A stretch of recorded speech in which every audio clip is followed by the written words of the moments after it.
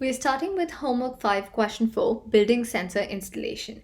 So you've seen questions like this before in your module 6, question 7 and module 6, question 11. Before solving this particular question, I would highly recommend solving these two tutorial problems and also seeing the videos for the same just to understand how questions like this work, which will make solving this one much easier for you. Okay, so if you've already done that, let's try going through the question.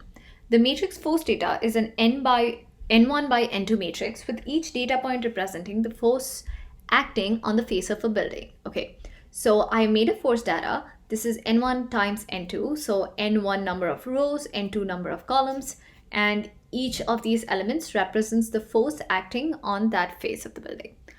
The row and column directions show where on the building the force was acting. For example, force data 2, 1 indicates the force value acting on the location 2, 1. So where would 2, 1 be if this is 1, 2, 3, 4, 5, 6, and this is 1, 2, 3, 4, 5, 6. So 2, 1 would be this location, right? Yeah. I'm just going to erase that because we're going to come back to the matrix again, right? Yeah. All right. Yeah. The goal of this problem is to find 3 sensor locations, and they should be consecutively placed in a row or column direction. So here, if you take a look at my matrix, you can see that I've highlighted some boxes. So this red box, it consists of 3. This orange box, next 3. The lighter orange box, next 3. The yellow one, next 3. And then I also have a few boxes in the column direction. So there's the first blue one, which is the first 3 elements, the dark green one, which is the next 3 one, the green one, which is the next 3 ones, and finally this fluorescent green one, which goes from 4 to 6. So basically, if you see, each of these boxes is taking into consideration 3 elements in the same row or the same column, and they are consecutive. Okay, the sensor location is determined by whatever 3 consecutive points have the highest sum force. So basically, what I need to do is go through each one of these little colored boxes, and I've just drawn this like 6 here and 6 here. It has to basically cover the entire force data matrix, right? And after you have considered those 3, you need to check which set of 3 has the highest sum force. Okay, and once you have whatever set of 3 has the highest sum force, you need to create a variable called sense log, which is this, which is a 1 by 2 array. So 1 by 2 is just, that means it has 2 positions, 1, 1, and 2, right? And this contains the center of the sensor location. Okay, for example, if the coordinate of the middle point is 5, 4, sense log will be 5, 4. So if 5, 4 is what? This. So if the set of 3 numbers with the highest sum is these 3, then my sense log is going to be 5, 4, right? Because this is the center position. Suppose my the highest sum force is these 3 elements, then my sense log will be 3, 7, because this position. Basically, whatever is the highest, its sense log is going to be the center of that. And the highest is determined through the columns and the rows. So basically the highest overall. Okay, and yeah, that's the example that's been provided to you, and the hint is that you need to follow module 6 question 7 and module 6 question 11. Okay, so now that we've understood what we need, the important thing to note here is that sense log is not like a big array or a matrix. Sense log is just 1 by 2. The 1, 1 position stores the row index of the center. The 1, 2 position stores the column index of the center. Okay, so that's what we need to know to solve this problem. So let's get started. All right, so I'm gonna first take whatever's been given to me, take that, paste it right here. There we go. So what is given? N1 is the number of rows, N2 is the number of columns, force data is randomly generated, and it has the dimensions N1, N2. Okay, so the first thing I'm going to do is define something called num sense. What is num sense? It's basically how many sensors am I checking, right? because the problem is to find 3 sensor locations. So I'm checking for 3 sensors and I'm saying this is 3. That's the number of sensors. Okay. The first thing I'm going to do is search locations in the horizontal direction. Okay, so to do that, let's start with, let's define 2 variables. The first thing is number of rows. How many rows do I have? N1. But to do that, I'm going to say size, bracket, force, data. And in the horizontal direction, number of rows would be, so I'd have to check for the size vertically, right? So this would be 1. Yeah, that would give me the number of rows. And num comb columns. Okay, why is this different than the number of rows? Because when I am checking, I'm checking for 3 elements at a time. So I'm checking horizontally. So I already have, I have to check each and every row. But when I'm going to the columns, I'm checking for 3 sensors at a time. So my column loop cannot go till the end. It has to stop 2 units before the end, right? So I'm going to say size, force, data, comma 2,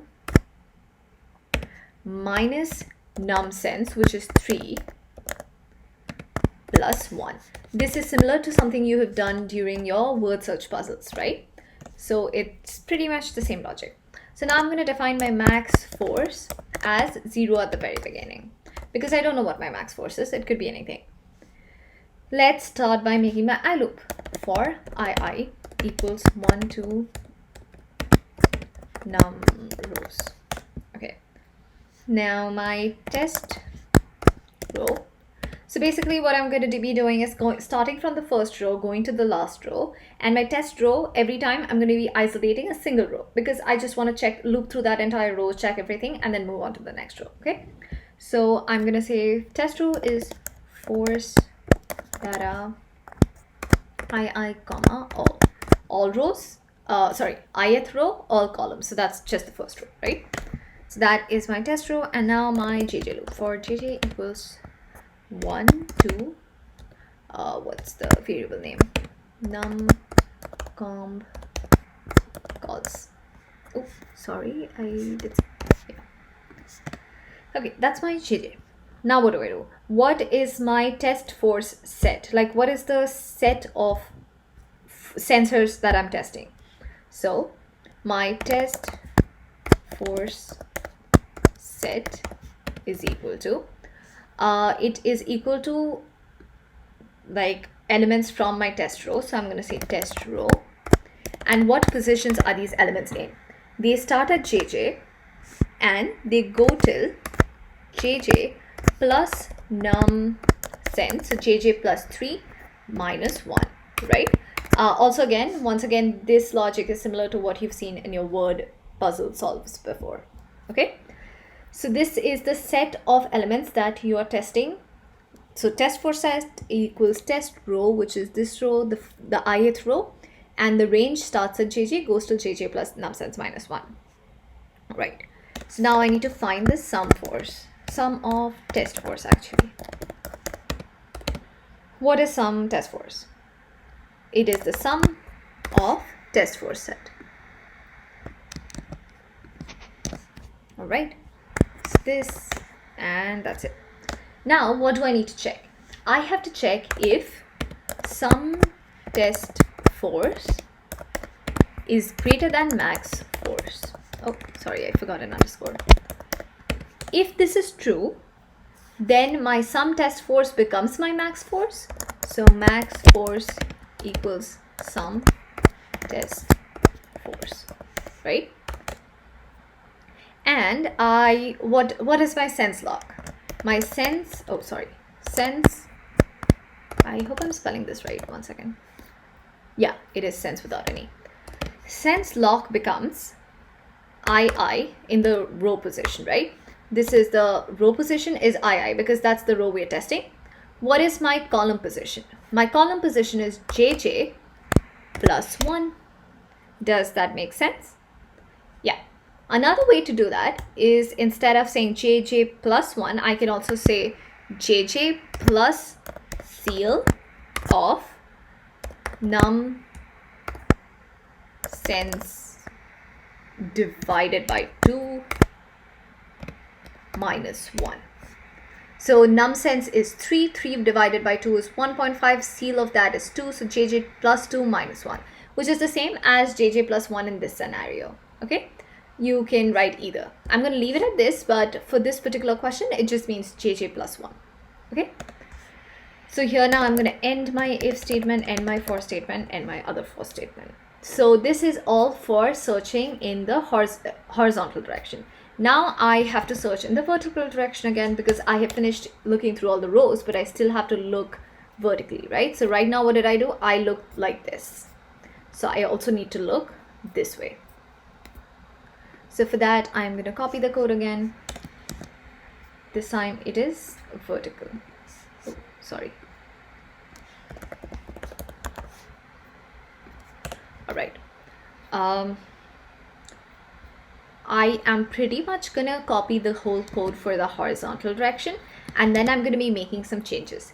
If you're not comfortable with making changes to copied code, feel free to write the whole code again, whatever you're more comfortable with. If you feel that when you copy it, you might miss some elements, don't copy it then. Write the whole code again. But I feel comfortable copy pasting and then editing stuff, so I'm gonna do that.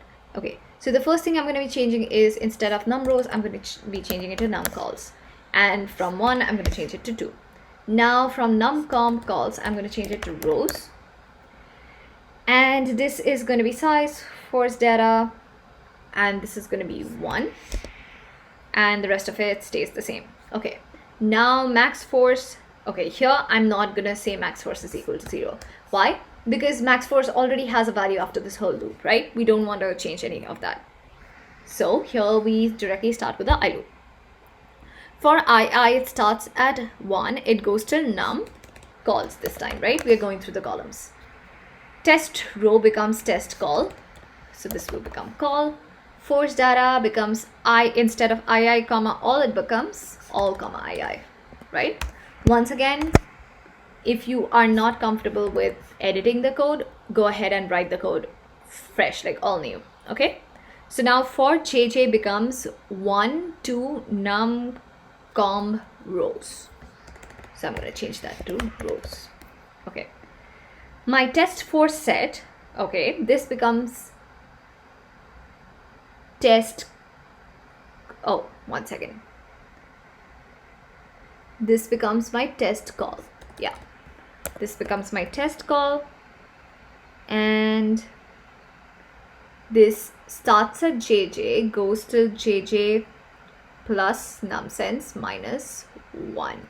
Yes, that is fine, because that is going from this, and that's the range I want. Okay, what is my sum test force? It is the sum of my test force set. That is fine. If sum force is greater than max force equals to sum test force, and sense lock, okay, this is going to flip again. jj plus ceil num sense divided by 2 minus 1 is going to be the first place, and in the second place it's going to be II. So I'm going to take a quick look at everything and make sure everything is fine. I think I am happy with this. Looks okay to me. Okay, another thing that you need to be careful with is understanding this. So basically what is happening here? So when I am looping through say this row, the first row, okay, my II value is this is my II value, this is my row that is fixed, and my column value keeps rotating. So for the first location, my jj value is equal to 1, and this is the set of 3 elements that we've picked out to test, right? And suppose this turns out to be the highest element. So my jj is 1, and what value do I want to store? The center value. What is the center value? It's this position. The row index of the center value is equal to II. However, the column is not equal to jj. What is it equal to? It is equal to jj plus 1, right? So that is exactly what we're doing here. That's exactly what this means. All right, so let's copy everything. Oh, I think I forgot two semicolons here. I don't want to miss semicolons. Okay, there you go. Let's run it first. Oh, unrecognized function numsense. Oh, I must have spelled something wrong. Line 16. Oh, it should be numsense. My mistake. So this should be numsense too. Okay. Now let's run it again. Okay, everything runs. Okay, looks good to me. Okay, let's copy everything. Here you go. And paste right here. Okay. Submit.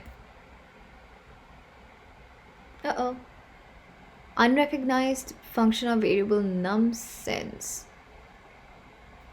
Have I been... Oh, yes, again. I missed the numsense right here. Oops, my mistake. I will enter it here. Yep, the value of sense lock is right. All tests passed. Homework 5, question 5, lifting up zeros. So let's kind of understand what the question is and what we want our output to be. So Bianca is playing a number pattern game called Lifting Up Zeros. She is given a 20 by 20 matrix called Mat2D. So I couldn't make a 20 by 20 matrix, but I've just made a example matrix, and this is actually 20 by 20. Okay, and she has filled it with values from 1 to 100. Okay, within Mat2D, so this is called Mat2D, 50 random locations are assigned the value 0. So if you take a look at this, you can see these zeros in between the matrices. So this throughout the entire matrix, like in the 20 by 20, there are 50 random locations with the zeros in them. Okay, so this is the given code to you that has already been provided. The purpose of this game is right here.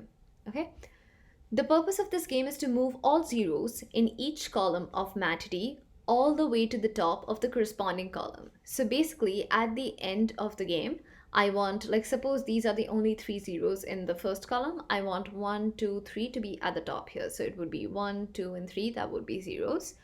And the order of the remaining non-zero elements should be preserved and attached next to the zero elements on the top. So it's important for us to understand that when we move the zeros up, the rest of these elements cannot be shuffled. So once my zeros are up, so 1, 2, 3, this position would be occupied by 7, and then 61, and then 5, and then 4, 25. It should be in this exact order, okay?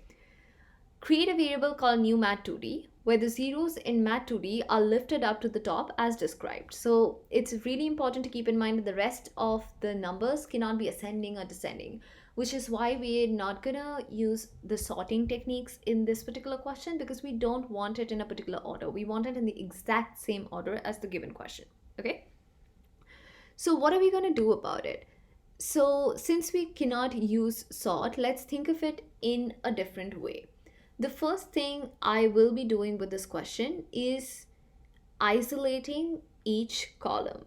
Why I am doing that is basically that we know there's 50 zeros throughout the matrix, but if we try to count all of them or we try to locate them, I wouldn't know how many times to push them up, right? And I also wouldn't know in which column they occur, and like it'll be hard for me to work with zeros throughout the entire matrix. Why we're not using rows is because that information really doesn't help anyone. So here what we're going to be doing is have a loop, and the first thing we do is isolate column 1. So I'm just highlighting column 1. There you go. Okay, so I'm saying this is the II, and at this point my II is equal to 1, which is why we're in the first column. Okay, and this I'm going to be naming as, let's call it call. Okay, so call makes sense. Okay, so this is my call. Then what do? Basically, I need to figure out how many zeros there are in this particular column, right? So to do that, if you remember using logical vectors for to determine like the total number of, say, zeros or anything that's true within a particular column, we are going to make a logical vector.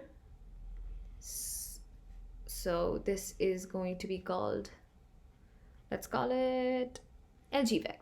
So that would be LG vec.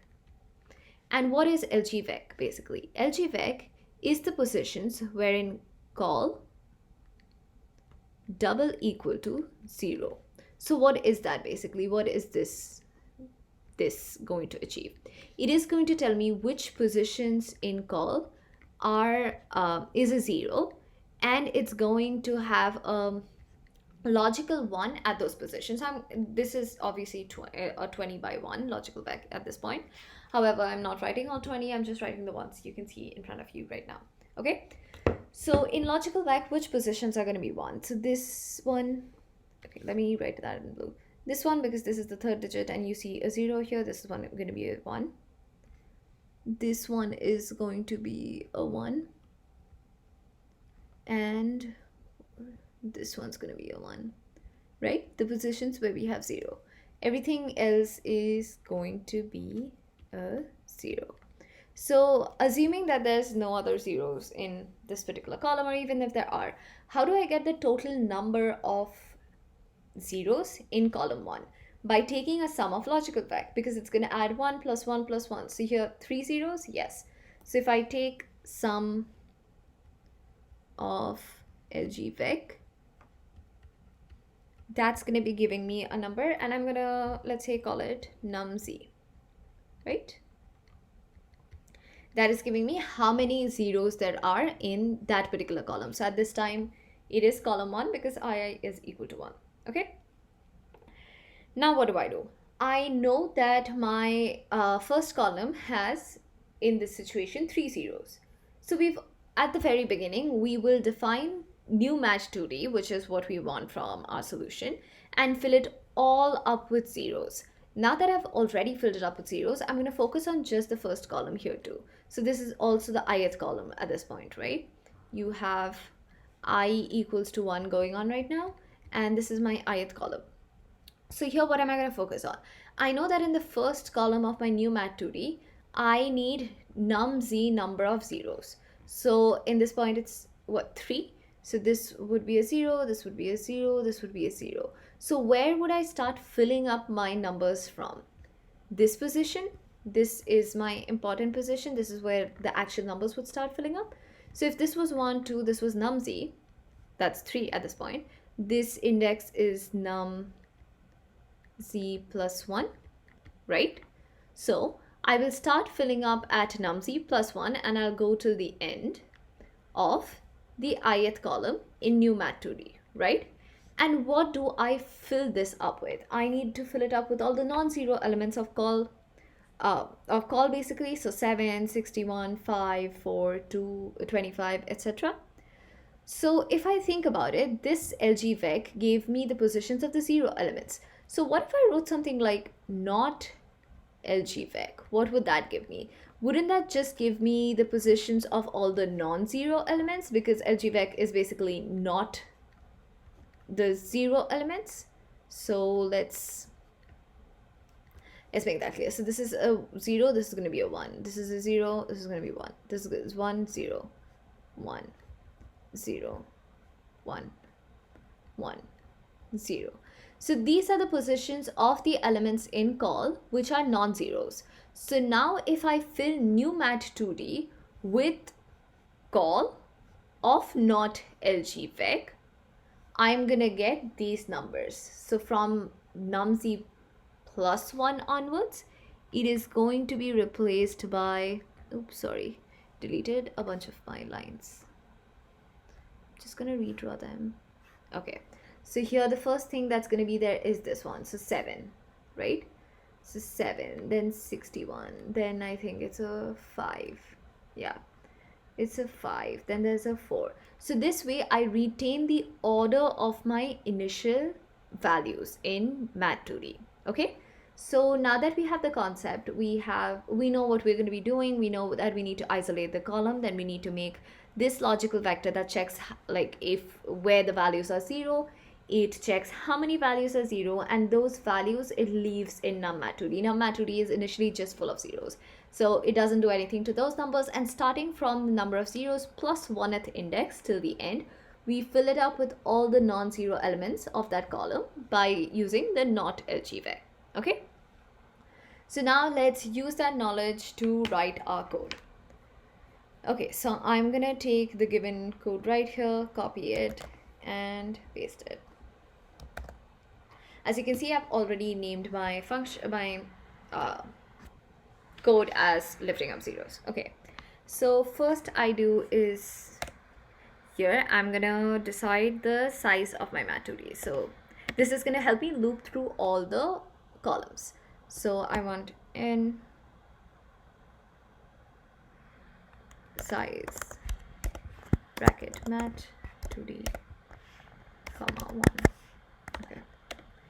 Next I have new mat2d equals, and initially what did we do? We had a new mat2d and it was filled with zeros. So I'm going to say zeros bracket n comma n, right? Because I want this to be 20 by 22. Okay. And then what do? I loop through each column. So I have my for I equals 1 to n. And what's the first thing we did? We isolated each column. So how do I isolate a column? I'm going to say col equals mat2d bracket all rows comma ith column. Okay, that's how you get one column. Then we checked which positions of col had 0 as a value. So we said lg_vec equals col double equal to 0. Okay, then what did we do? We counted the number of zeros within our call, the first, like whatever column you're at. So I'm gonna call it num z equals sum lg_vec, right? So now that we have all of that, I don't have to make any changes or add any zeros, right? My new mat2d already has all of these zeros. So where do I start inputting all the actual numbers from, all the non-zeros from? In new mat2d from position num z plus 1 till the end. This is the number of rows, right? You start from num z plus 1 till the end row, and the ith column I'm going to add the values within call vec that are non-zero, so not lg_vec. Okay, and that's all. Okay, so another way to do this same question is basically really similar to this.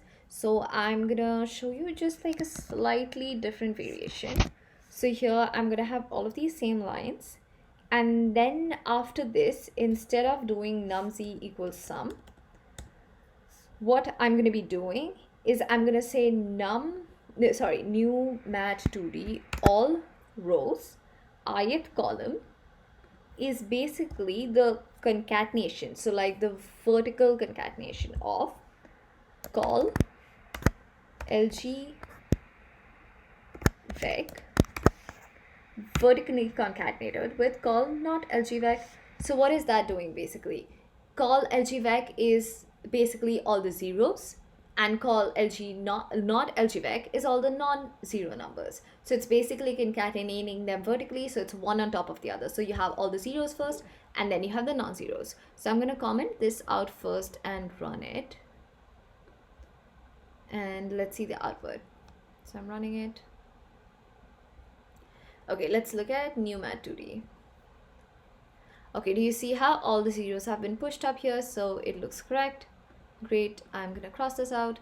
I am now gonna comment this out and uncomment the second part just to see if both of the codes work, right? Oh, I commented it twice, my bad. Oh no, why? Please work. Uncomment and once more. Uncomment, there you go. So now let's try running this. Okay, now let's see what happens to num mat2d.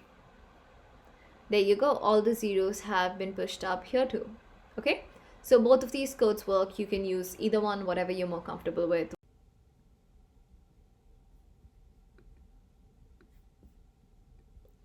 So you copy this and you paste it right here.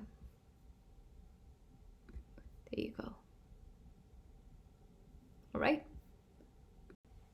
Our last question for homework 5 is how many words can you make? So this is an alphabet, this is kind of an alphabet game. So you have a 1 by 1000 uppercase alphabet characters, and these are randomly generated and named as Carbeck. Okay? A goal of the problem is to compute a number of civi that you can make using alphabet characters in Carbeck. So this is just an example of Carbeck I have, although yeah, this is obviously not 1 by 1000, your actual Carbeck is 1 by 1000. Of course, you cannot reuse the characters once you've made the word civi, okay? And the resulting number is assigned to the variable named numWord. Okay, for example, Carbeck is, there is an example given, and within that example, there's 2 instances of civi, so 2 words can be made.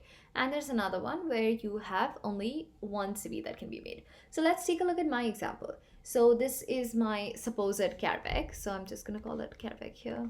Although, please remember, Carbeck is actually 1 by 1000, okay? Okay. All right. And I also know I have been given this thing called word, right? So which is civi. So I've stored that like this. And what I'm basically going to be doing in this numchar, I've just defined a random thing called numchar. What I'm going to be doing here is basically store how many instances of each of these letters I can get from my little Carbeck. So let's count how many C's we have. So I see 1 C here, 1 C here, and 1 here. So 3. So let's call that 3. How many I's do we have? If I scroll through here, 1. Okay. Then how many V's do I have? I see a V here. I see a V here. So 2. And then how many E's do I have? E here, E here. Okay. So I have a different number of C, I, V, and E. However, how many civis can I make, and what is it dependent on? Yes, I can have 3 C's and I can have 2 E's and V's, but unless I have those like 3 I's too, can I make 3 words that like spell civi since I cannot reuse characters? No.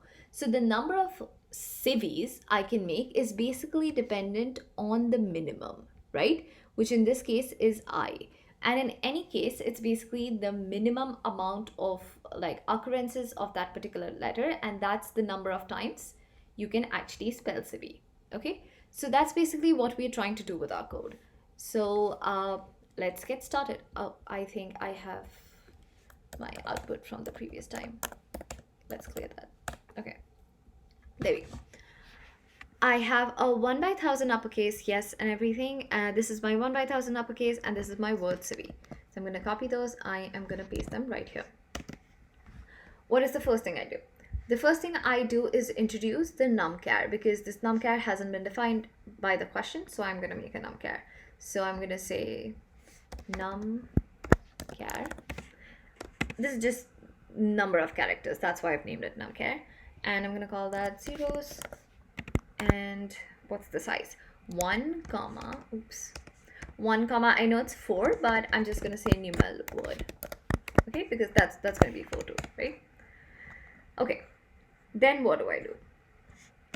I basically have to loop through each and every letter of civi. So first C, then I, then V, then E, and check how many instances of C, I, V, and E's we have. Okay, so my loop will start at 1 and it will go to numeral word, because that's the size of civi, like this, right?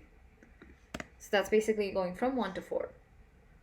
Now, if you remember how we used the logical vector in the lifting up zeros question to find how many zeros there are in the first column, similarly, we're going to be using the sum function to find how many instances of the letter C, I, V, and E respectively are there in this Carbeck. Okay, so I'm going to say num char I. Oops, I. Why? Because I want to store them in those positions, right? 1, 2, 3, and 4 corresponding to C, I, V, and E. So that's why num char I equals what? Sum, and where Carbeck, which is my 1 by 1000 character vector, double equals, oh, I did not spell Carbeck right. Okay, double equals my word I, right? So the first time it is going to look through the entire carvec and see how many times, like make a logical vector out of all the positions where carvec is equal to the letter C. And then when I sum it, it's going to give me the total number of C's I have in my carvec. And it's going to store it in the corresponding position in numchar. Okay? So in the end, I should have something like I drew right here. I'm going to have a numchar that's going to give me the total number of C's in my carvec. And then I have the C's, I's, V's, and E's stored like that. And then what do I want? To actually get my final answer, which is my num word, right? So because I want to assign that to this variable called num word. Yeah. So num word is basically what? It is the min within numchar, right? It's the minimum occurrence of whatever letter is the minimum. So here I'm gonna say equals min bracket num underscore char, and that is all. So let us copy this code, paste it right here, submit. There you go.